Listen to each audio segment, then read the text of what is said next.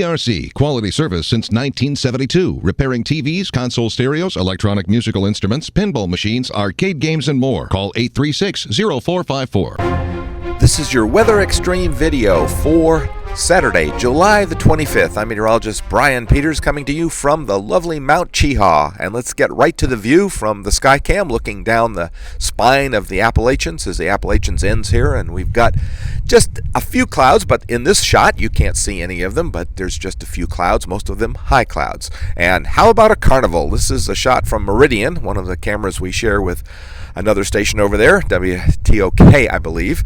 And certainly kind of a fun weekend, I guess, for those guys over there. Well, we're dealing with an old surface boundary down along the Gulf Coast where there's been showers, and we're also dealing with a cold front coming through the central United States in the Ohio River Valley, and that's going to be bringing us probably a fairly good chance for rain on Monday. In the upper atmosphere, we're still dealing, after a week, with this anomalous and rather deep upper trough over the eastern half of the country, and of course the big heat bubble over the southwestern United States. And that certainly has been nice, but it looks like summer is returning. Temperatures this morning are quite mild across the country, just a couple of spots that even getting close to 40 degrees, but a good deal of warmth with a lot of 60s and 70s, which is mostly all that yellow.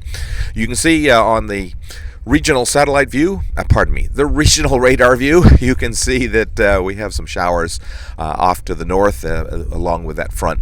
And it is that front that is the focus for precipitation over the next several days, as we're going to see showers return, especially Monday, and it looks like we're going to stay in a rather humid pattern for much of the upcoming week with daily rain chances.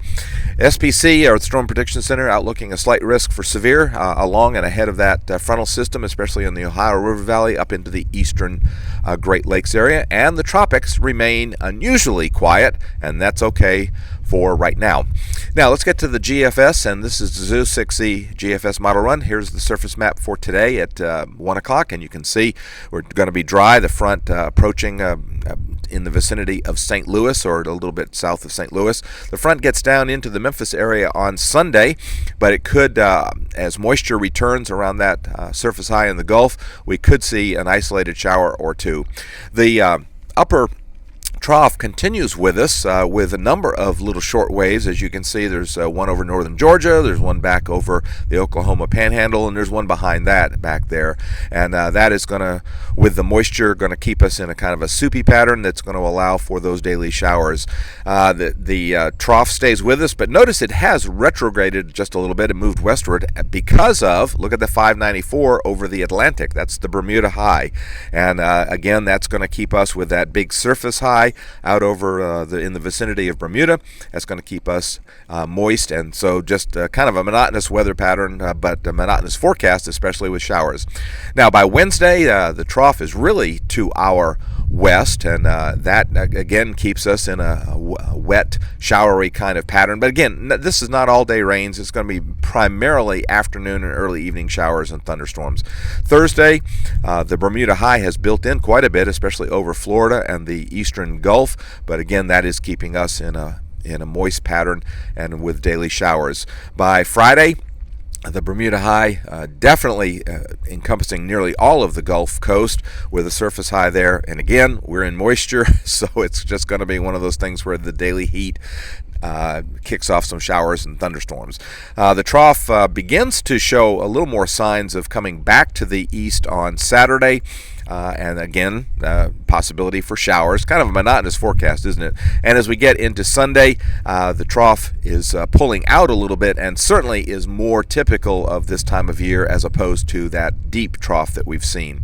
And now let's go out into Voodoo, and it looks like for much of the second week of the GFS outlook is that we're going to be scattered showers in the afternoon and evening, and fairly warm. I wouldn't call it a great deal of heat, but you can see this for Thursday, the 6th of August, and then one final peak, and it looks like by about the 8th or 9th of August, it looks like the trough may be returning, and of course that would keep us away from that heat.